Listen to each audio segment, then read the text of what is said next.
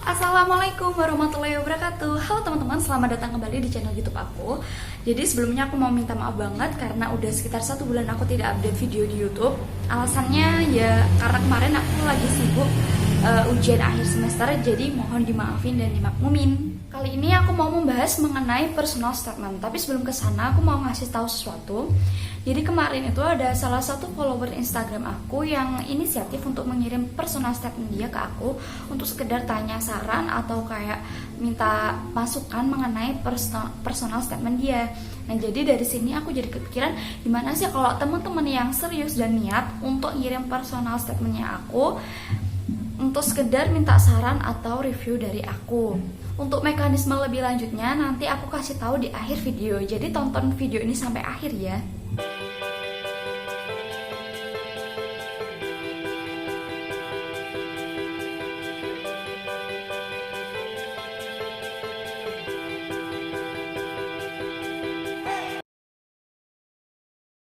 Apa itu personal statement?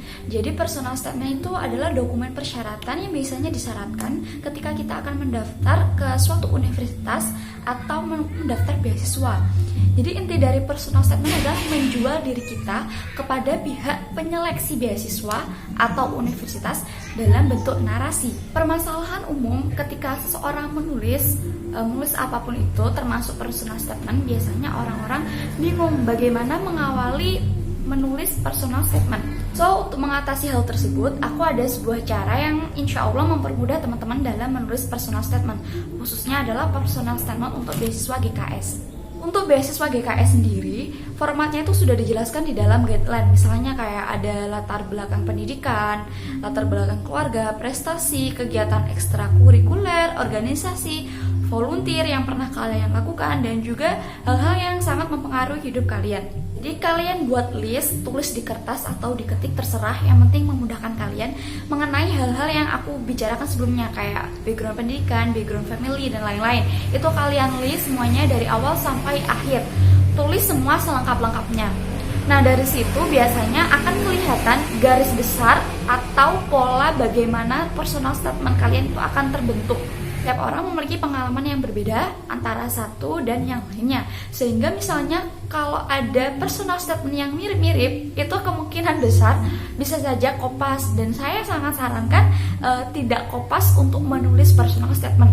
Personal statement itu pasti ada keunikan masing-masing per individu. Setiap personal statement pasti ada keunikannya. Keunikan itu asal muasalnya ya dari list-list yang kalian tulis itu tadi. Jadi menurut aku ketika kita bikin atau nulis list bahan-bahan untuk personal statement, itu akan memudahkan kita dalam menulis personal statement. Aja nih ya, misalnya latar belakang keluarga aku. Jadi ayah sama ibuku itu pendidikannya hanya SMP dan SMA. Terus untuk latar belakang lingkungan tempat aku tinggal tuh berada di desa.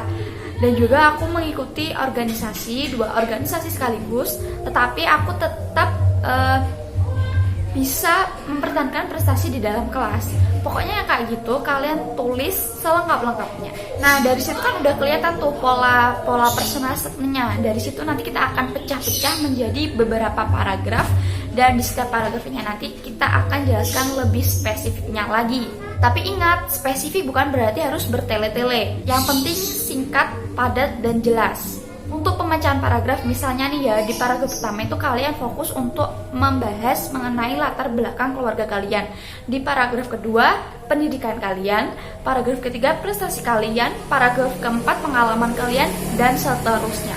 Setelah kalian tulis list bahan untuk personal statement-nya, kalian akan mengetahui garis besarnya, kemudian kalian pecah-pecah lagi menjadi beberapa paragraf. Biasanya untuk aku sendiri tuh udah aku target mau 5 paragraf atau 6 paragraf kayak gitu. Tips pertama dari aku yaitu buatlah kalimat pembuka semenarik mungkin. Buatlah kalimat demi kalimat yang memancing pembaca agar mau membaca paragraf selanjutnya. Yang paling perlu diperhatikan lagi adalah kebanyakan dari teman-teman pasti tidak menyadari bahwa banyak teman-teman yang membuka paragraf awal personal statement mereka dengan inti dari personal statement mereka. Contohnya aja nih, kayak gini. Ini pasti banyak yang pakai model-model kalimat kayak gini. saya ingin kuliah di luar negeri karena ingin mendapatkan banyak pengalaman. Atau saya ingin kuliah di Korea karena teknologi dan pendidikannya yang bagus. Guys, for me ini sangat membosankan gitu loh. Dan saya percaya banyak jutaan orang Indonesia yang apply beasiswa menggunakan kalimat-kalimat yang seperti ini. Fatalnya lagi, mereka menaruh kalimat seperti ini di paragraf awal. Jadinya orang yang mau membaca itu kesannya seperti bosan. Kalau saya sendiri ini sangat membosankan karena banyak banget tipe-tipe kalimatnya kayak begini. Jadi saran saya, tips dari saya, tulislah paragraf awal kalian semenarik mungkin. Buatlah seunik mungkin yang berbeda dari kandidat-kandidat yang lain. Terus kedua dari saya adalah gunakan kata-kata yang memang lazim digunakan di dunia pendidikan. Teman-teman pasti tahu diksi dalam jurnal pendidikan dan diksi dalam novel itu sangat berbeda jauh.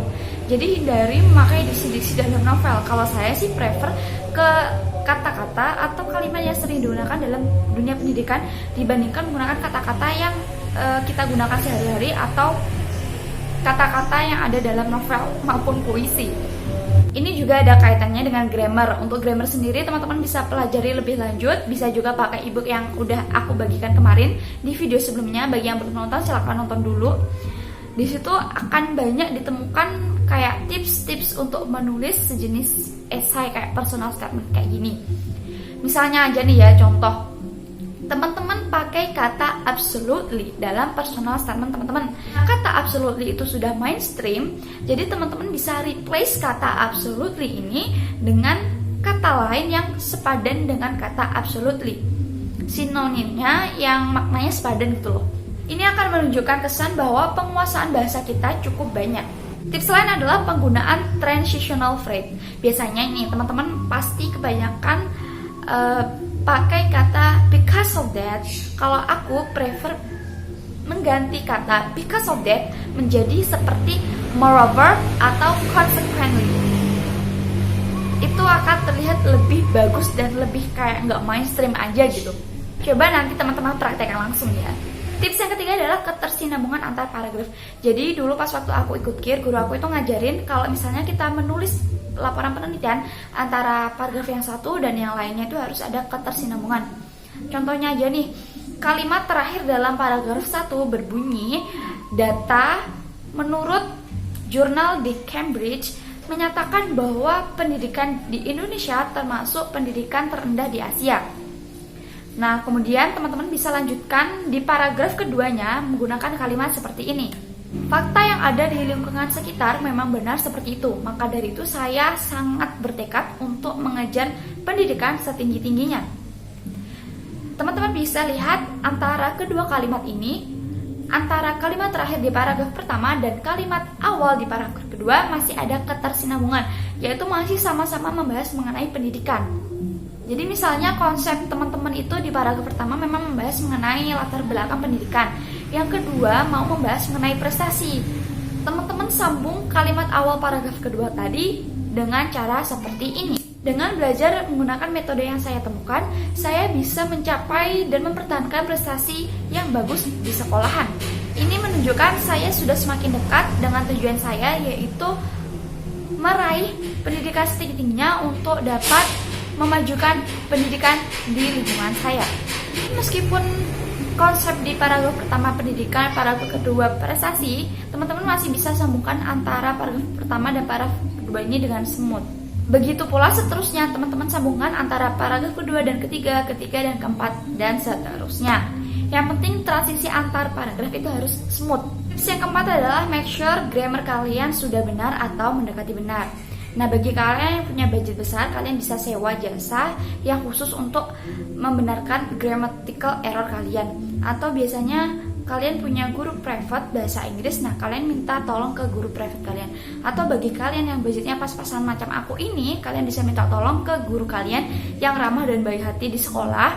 Atau bisa minta tolong ke keluarga kalian yang mumpuni juga dalam bidang ini. Misalnya keluarga kalian yang sedang ambil kuliah jurusan sastra Inggris atau pendidikan bahasa Inggris. Kalau kasusnya seperti aku kemarin, aku pakai website grammar checker untuk mengecek grammatical error dalam personal statement aku. Jadi pas waktu itu aku pakai website dari paperwriter.com dan juga pakai Grammarly. Untuk paperwriter.com itu fiturnya udah sangat lengkap menurut aku dan ini gratis teman-teman. Paperwriter.com itu ada yang gratis, ada yang premium, tapi menurut aku yang versi gratisnya aja fiturnya juga udah lumayan lengkap dan ini sangat membantu. Dan untuk yang Grammarly, biasanya Grammarly akan menyarankan kalimat-kalimat atau kata-kata baru jika terdeteksi ada grammatical error di personal statement kita. Misalnya nih, ada kurang koma aja, pasti nanti Grammarly akan benerin. Keduanya, baik paperwriter.com atau Grammarly menurut aku sangat recommended. Dan yang terpenting adalah it's free guys. Tips yang kelima adalah jangan lupa melakukan step proofreading. Menurut aku, step proofreading adalah step yang sangat penting karena biasanya ketika kita pertama kali atau kedua kali membaca personal statement kita sendiri, kita akan merasa bahwa personal statement itu masih bagus, masih kayak perfect gitu. Tapi ketika kita baca personal statement untuk yang ketiga kalinya, keempat kalinya, kelima kalinya, keenam kalinya, dan seterusnya, pasti ditemukan kesalahan-kesalahan. Meskipun itu sangat kecil, tapi ya tetap aja namanya kesalahan. Dan kita pasti akan melakukan editing lagi. Untuk proofreading sendiri, kalian juga bisa sebarin personal statement kalian ke teman-teman kalian, ke keluarga kalian, kakak kalian atau guru kalian untuk hanya sekedar meminta saran dari mereka bagaimana isi atau bobot dari personal statement tersebut. Jadi mereka nanti pasti akan kasih saran bagaimana pemilihan kata kalian atau alur dari personal statement kalian, terlalu bertele-tele atau tidak, dan lain sebagainya. Dan ini yang aku bicarakan di depan tadi, teman-teman bisa kirim personal statementnya ke aku, nanti aku bakal kasih review. Mekanismenya seperti ini, teman-teman kirim personal statement teman-teman, wajib diketik, formatnya boleh di Word atau PDF, kirim ke email nadiabella65@gmail.com, subjeknya personal statement. Teman-teman please subjeknya wajib ditulis personal statement biar aku tahu kalau itu adalah email dari teman-teman. Dan juga cantumkan nama Instagram dan YouTube teman-teman di email tersebut. Untuk teman-teman yang sudah follow Instagram aku dan sudah subscribe channel YouTube aku insya Allah bakal kasih review yang lumayan panjang, yang lumayan sedikit mendetail gitu. Jadi di paragraf pertama mungkin aku akan memberi tahu di mana sih letak kekurangannya. Dan bagi teman-teman yang belum follow Instagram aku atau subscribe channel YouTube aku, mungkin aku akan kasih review yang cukup singkat karena takutnya nanti juga mengantisipasi membludaknya permintaan teman-teman. Jadi nanti aku akan kasih review kayak tidak menarik, kurang menarik, menarik, cukup menarik, dan sangat menarik. Perlu teman-teman perhatikan, di sini aku memberikan saran atau review sesuai dengan pendapat aku pribadi. Jadi jangan ditelan mentah-mentah. Teman-teman juga harus minta saran ke orang-orang lain, misalnya kayak guru, kakak, dan lain sebagainya. Yang penting jangan hanya mengandalkan aku. Di sini aku akan melihat isi dari personal statement teman-teman dan bukan ke grammarnya teman-teman. Untuk grammar teman-teman bisa cek ke paperwriter.com tadi atau Grammarly dan juga bisa minta bantuan ke guru bahasa Inggris. Oke, sekian video kali ini, semoga bermanfaat. Jangan lupa like, komen, dan juga subscribe. Terima kasih bagi teman-teman yang sudah menonton video ini sampai akhir. Sampai jumpa di video selanjutnya. Bye bye.